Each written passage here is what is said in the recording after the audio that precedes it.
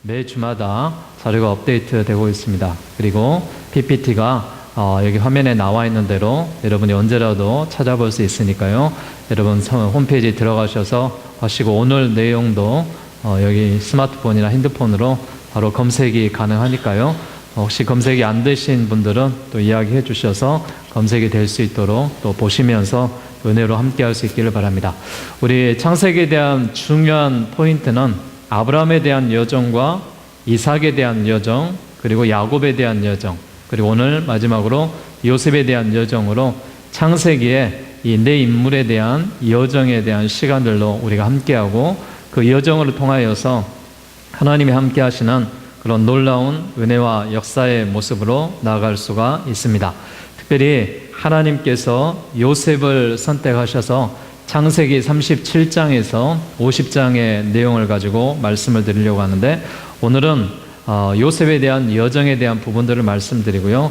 다음 시간에는 우리 42장에서부터 50장에 나와 있는 그의 형제들과 그의 죽음의 최후의 모습들을 가지고 함께 이야기를 나누려고 합니다. 우리는 요셉 하면은 채색 옷과 꿈, 그리고 총리 요셉을 떠올릴 수가 있겠죠. 하지만 요셉의 인생은 110년이라는 세월을 살았습니다. 그가 30세에 애굽의 총리가 된 후에 최소한 14년 이상 애굽의 총리로 재직을 했고요. 그가 더 총리를 길게 해서 한 20여 년 정도 하더라도 50세가 되면 그 총리 인생이 다 끝난 그런 시점이죠. 그럼에도 불구하고 그가 50세부터 그가 죽기 110세까지 약 60년이라는 시간 동안에 기록은 없지만은 그가 굉장한 애굽에서 영향력을 실로 발휘했던 대단한 인물이었다라는 것을 알 수가 있어요.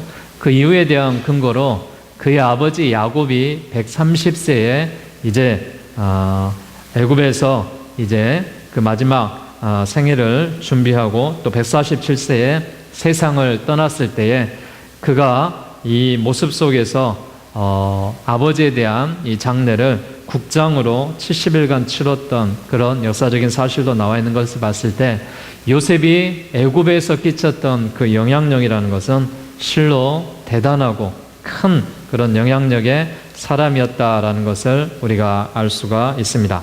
자, 우리가 요셉을 바라보면서 역사의 그 현장과 또한 시대를 우리가 거슬려서 보고 계속해서 나아가고 있는데, 하나님께서 아브라함을 통하여서 그의 본토 친척 아브라함이 허락하셨던, 하나님이 허락하셨던 약속의 땅 가나안에 도착했던 시기가 BC 2091년이었습니다.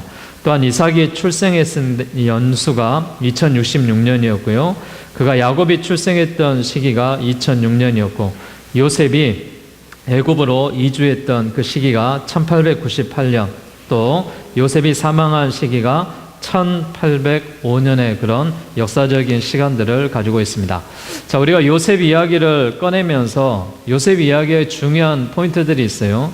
하나님께서 왜 요셉을 선택하셨고, 요셉을 통하여서 애굽의 총리로 세우셨고, 이 요셉을 통하여 하나님의 놀라운 역사들이 이루어지는지를 바라보셔야 됩니다. 요셉에 대한 이야기는 아브라함 한 명에서 시작된 믿음의 가문이 출애굽기에서 민족이 되어져 가는데 연결이 되는 매우 중요한 이야기입니다. 야곱의 유언은 요셉의 비전이 되었고요. 또한 요셉의 유언은 이후 출애굽의 비전이 되었습니다. 예수님의 유언은 당시 제자들은 물론 오늘 우리에게까지 비전이 되고, 또한 성경의 첫 이야기인 창세기를 인생들의 마지막인 유언과 새로운 시작을 가능케 하는 비전으로 연결을 짓고 있습니다. 그래서 아브라함 때부터 약 200년 후의 이야기가 기록되어 있고요. 믿음의 가문의 계보와 아브라함과 또 이삭과 야곱에서 흐르는 이런 하나님의 계대에 대한 역사적인 일들이 요셉을 통하여서 하나님의 놀라운 일들이 이루어지는 그런 장면들을 우리가 바라볼 수가 있습니다. 자, 오늘 본문의 창세기 37장의 말씀을 바라봤는데요. 자, 2절 말씀 우리 다시 한번 보도록 하겠습니다. 1절, 2절입니다. 시작. 야곱이 가나안 땅 곧 그의 아버지가 거류하던 땅에 거주하였으니 야곱의 족보는 이러하니라. 요셉이 17세의 소년으로서 그의 형들과 함께 양을 칠 때에 그의 아버지의 아내들 비라와 실바의 아들들과 더불어 함께 있었더니 그가 그들의 잘못을 아버지에게 말하더라. 아멘. 이 성경에 나와 있는 대로 요셉의 나이 17세부터 기록이 되어 있습니다. 물질과 사랑에 대한 야곱의 집착이 타의 추종을 불허하고 있습니다.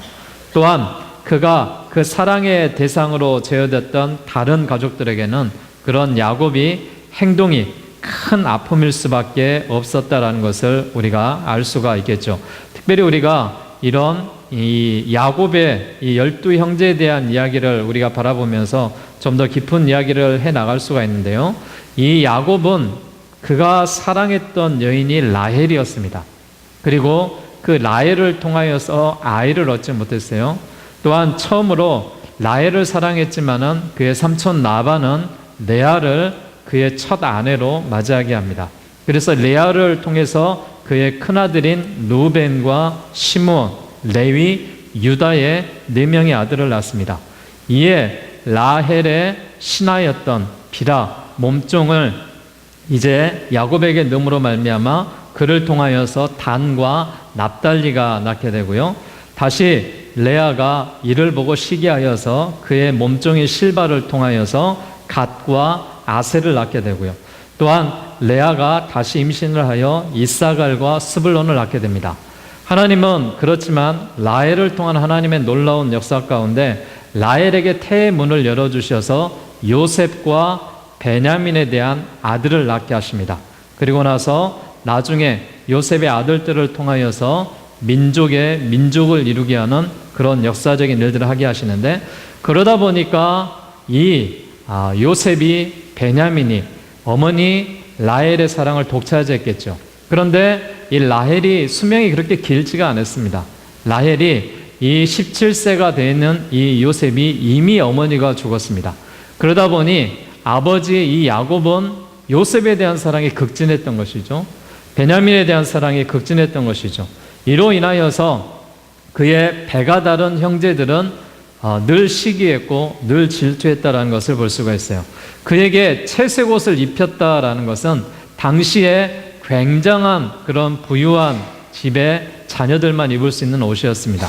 그런 이 채색 옷을 이 요셉에게만 입힐 정도로 편애가 심했다라는 것을 알 수가 있습니다. 이로 인해서 형들의 시기와 질투에 의해서 먼 타국 땅 애굽의 종으로 팔리게 되는 그런 이제 큰 아픔을 받게 되었죠. 이로 인하여서 요셉이 죽었다라고 생각했던 그의 아버지 이제 야곱은 그의 편애하는 그의 아들 이제 라헬을 통한 시 베냐민에게 또한 집중될 수밖에 없었죠. 요셉은 애굽의 친위대장 보디발의 집에 노예로 팔려가고 이때부터 요셉이 약 12년 동안 종으로서의 삶을 살아가게 되는데요. 자, 창세기에 대한 전체적인 여러분 구조를 한번 보게 되면은 창세기 1장에서 11장까지 우리가 원 역사라 그래서 창조에 대한 시작과 또한 노아에 대한 또한 사람을 이루시는 계보에 대한 이야기들을 제가 드렸고요. 또한 족장에 대한 이야기로 아브라함의 여정에 대한 이야기, 그의 아들 이삭의 여정에 대한 이야기, 그의 아들 야곱의 여정에 대한 이야기를 담고 있고, 창세기의 약 30%, 3분의 1을 차지하고 있는 요셉의 이야기가 연결고리로 이어지면서 출애굽을 통한 민족에 대한 이야기가 나와 있는 것이 창세기에 대한 내용이다라는 것을 우리가 알 수가 있습니다. 여러분, 성경에 우리가 보게 되면은 지금 37장의 말씀을 바라봤는데요. 자, 37장과 39장 사이에 지금 38장에 대한 내용이 지금 나와 있는데, 이 38장에 대한 내용은요, 유다에 대한 계보가 나와 있는 그런 일들이 나와 있습니다. 이 38장을 우리가 왜 하나님이 이곳에 유다에 대한 이야기를 넣으셨을까라고 생각을 했을 때, 유다는 중요한 인물이에요. 유다는 이제 다윗의 혈통이고 예수 그리스도의 족보가 되는 그런 유다에 대한 사건들이 기록이 되어져 있는데요. 자, 유다에 대한 이야기를 우리가 잠깐 말씀을 드리면은, 유다에게는 세 아들이 있었습니다. 엘이 있었고요, 오남이 있었고요, 셀라가 있었습니다. 근데 이 큰 아들 엘의 이 부인이었던 다말을 통하여서 이 큰 아들 엘이 악한 행위로 말미암아 하나님이 그를 쳐서 이 큰아들이 죽게 됩니다. 이제 당시에는 계대에 대한 그런 의무와 이런 일들을 위해서 형이 죽으면은 동생이 들어가서 자기 형수와 이 대를 이을 수 있는 그런 씨를 우리가 이렇게 줘야 되는 계대에 대한 그런 의무가 있었죠.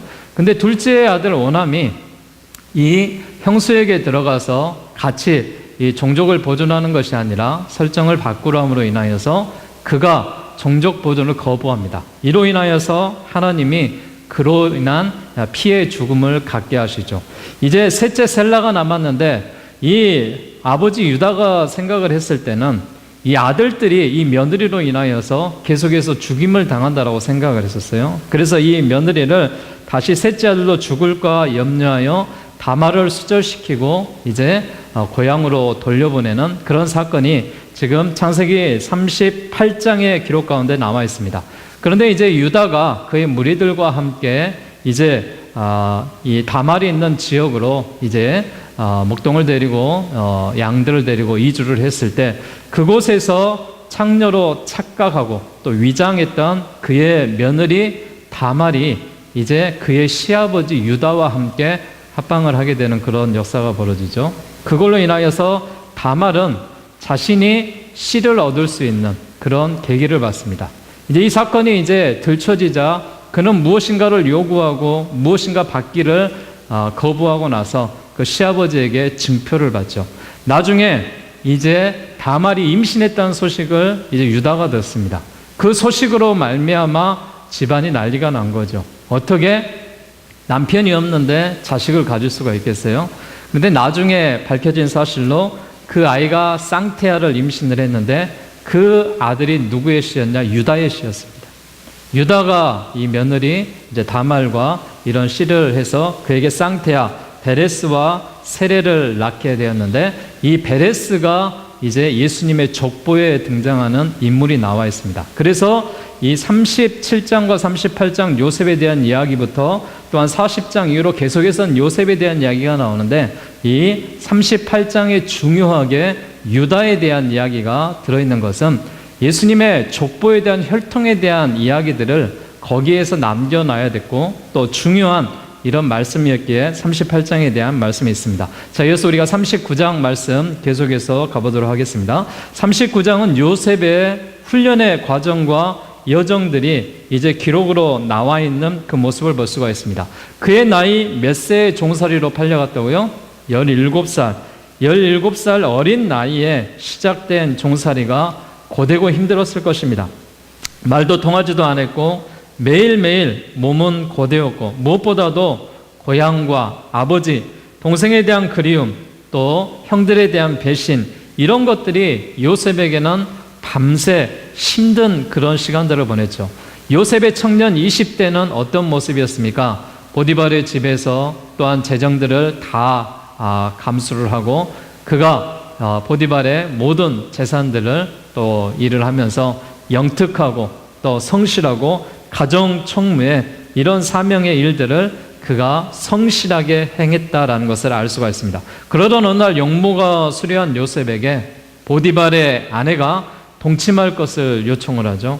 요셉은 단호한 말로 거절을 하고 그와 함께 하지도 않았습니다. 하지만 자신을 피해 달아나는 요셉에게 양심을 품은 보디발의 아내의 이 거짓말로 인해서 요셉은 그만 감옥에 갇히고 말죠. 그래서 이 요셉은 보디발의 집과 감옥에서 훈련의 과정을 거쳐서 더 큰 일을 맡을 만한 자질을 갖추게 됩니다.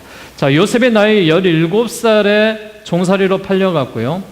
그의 나이 이제 10년이라는 이 20대의 이 청년의 시절에 종살이를 하고 또한 가정의 총무를 보고 감옥에서 이런 어려움과 아픔의 현실을 겪고 있는 요셉의 모습을 한번 생각해 보세요.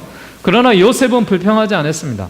요셉은 이 모든 일이 늘 하나님이 함께 하시는 그런 모습이다라고 말씀을 하면서 그는 이 감옥에서도 하나님의 그런 이 약속에 대한 언약을 그가 상기시켰고 그가 이제 애굽으로 팔려갈 때도 하나님의 약속을 붙들었고 그는 꿈을 꾸는 그런 소년이었고 하나님의 꿈을 해석해 줄 수 있는 놀라운 지혜와 은혜를 그에게 허락했다라는 것을 우리가 알 수가 있습니다. 자, 요셉을 통해서 우리가 잘 주목해서 볼 수 있는 장면인데요. 요셉은 보디발의 집에서 가정교육을 받고 실물 경제를 배우고 애굽에 대한 언어를 배우고 당시에 대한 환경들을 다 공부하는 그런 일들을 했고요. 그가 감옥에 들어가서는 애굽에 대한 정치적인 상황, 행정적인 그런 교육들을 이제 그가 받았고, 그가 바로왕의 꿈을 해석함으로 말미암아 이제 총리로서 그의 사명을 잘 감당해 날 수 있는 이런 놀라운 일이 벌어지는 것을 볼 수가 있습니다. 자, 창세기 41장 말씀 여러분 한번 가셔서 보시기 바랍니다. 자, 이후에 이제 사건이 벌어지는데 애굽의 왕 바로가 꿈을 꾸기 시작합니다. 자, 그 꿈이 어떤 꿈이었냐? 이 성경에 보면 이런 꿈이었습니다. 자, 41장 1절부터 봅니다. 시작. 만 2년 후에 바로가 꿈을 꾼즉 자기가 나일 강가에 서 있는데 보니 아름답고 살찐 7 암소가 강가에서 올라와 갈밭에서 뜯어먹고 그 뒤에 또 흉하고 파리한 다른 7 암소가 나일 강가에서 올라와 그 소와 함께 나일 강가에 서 있더니 그 흉하고 파리한 소가 그 아름답고 살찐 소를 먹은지라. 바로가 곧 깨었다가 다시 잠이 들어 꿈을 꾸니 한 줄기에 무성하고 충실한 7 이삭이 나오고 그 후에 또 가늘고 동풍에 마른 7 이삭이 나오더니 그 가는 7 이삭이 무성하고 충실한 7 이삭을 삼킨지라. 바로가 깬즉 꿈이라. 아멘. 자, 이 성경에 보게 되면은 애굽의 바로가 꿈을 꾸게 된다. 그 꿈에 풀이를 놓고 궁중이 떠들썩하죠. 2년 전에 요셉의 부탁을 까마득게 잊고 있었던 술 맡은 관원장이 아직 감옥에 있는 요셉의 그 장시의 꿈을 해석해 주었던 그 일을 생각합니다. 당시에 이 요셉이 감옥에서 같이 있었을 때 술 맡은 관원장과 떡 맡은 관원장이 있었는데, 떡 맡은 관원장은 이제 죽임을 당하게 될 것이고 술 맡은 관원장은 복직될 것이다 라는 이런 꿈에 대한 해석을 주셨죠. 그리고 나서 그가 이제 애굽의 술 맡은 관원장으로 복직을 했을 때 요셉을 기억하기를 바랬지만은 이 술 맡은 관원장은 기억하지 못했어요. 그러나 이 바로의 사건으로 인하여서 당시 이제 요셉이 꿈을 해석해서 자신이 살아났던 일들을 기억합니다. 그래서 바로 왕에게 바로 왕이시여, 저 감옥에 있는 요셉이라는 청년이 꿈을 해석합니다.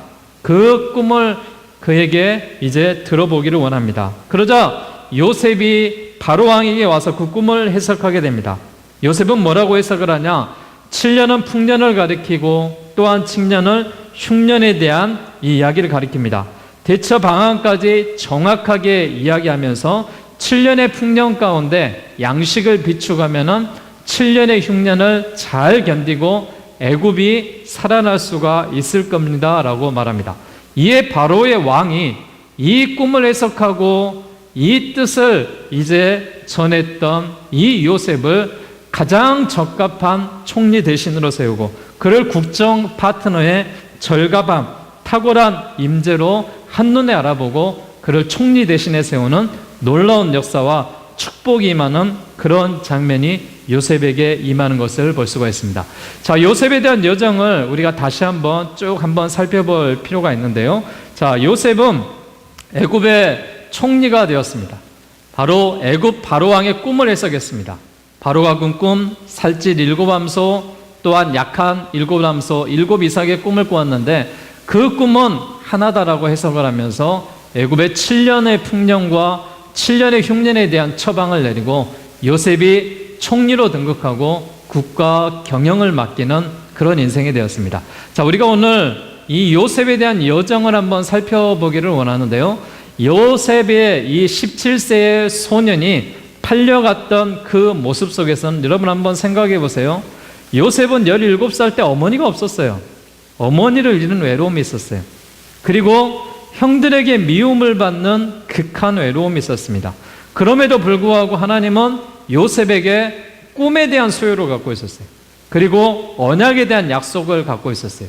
그리고 그의 인생이 어떻습니까? 노예로 팔려갔어요. 그의 인생이 어떻습니까? 감옥살이를 했어요. 그의 인생이 어떻습니까? 그 감옥 속에서도 하나님의 뜻대로 꿈을 해석하고 그가 총리 대신이었습니다. 이후에 사랑하는 가족들을 만나게 되고요. 그 언약을 붙들고 아버지를 장사하는 그런 인생에서 그의 여정의 110년의 그 여정을 우리가 바라보면서 어김없이 하나님이 그의 꿈 가운데 함께 하셨고 그의 늘 여정 가운데 함께 하셨다는 사실을 우리가 기억하며 나아갈 수 있기를 바랍니다. 자, 우리가 지도를 보고 잠깐 보시면은요, 여기에 나와 있는 이 지역, 빨간색 부분으로 나와 있는 이 여정의 모습이 지금 이 요셉에 대한 여정입니다. 지금 나와 있는 이 부분에 나와 있는 헤브론에서 요셉이 또한 야곱과 함께 생활을 하다가 그의 형들이 있는 곳 세겜에서 일을 하고 또 그 위쪽에 있는 이 도단 지역에서 형들이 일하고 있는 그런 모습 속에서 안부를 물으러 또 아버지에 대한 심부름으로 이곳에 갔다가 이곳에서 형들의 계약에 의해서 이곳 애굽의 지역까지 팔려오게 되는 것이죠. 그래서 이곳 보디발의 집에서 그의 인생에 대한 여정을 살아가다가 애굽의 총리 대신이 되었고 애굽에서 그가 이제 거의 70년이라는 시간 동안 하나님이 허락하셨던 이 땅에서 함께했던 그 모습으로 또 그리고 그가 헤브론으로 아버지를 당시 장사하고 돌아오는 그런 여정의 그 모습들을 우리가 바라볼 수가 있는 것이죠. 이런 요셉의 여정의 일평생을 바라봤을 때 하나님은 우리의 여정 가운데서도 늘 함께 하신다라는 거예요. 하나님의 사람 이런 요셉에게 함께 하셨던 여정이 우리 그리스도인들 한 사람 한 사람에게도 하나님의 여정으로 함께하며 나아갈 줄로 믿으시길 바랍니다.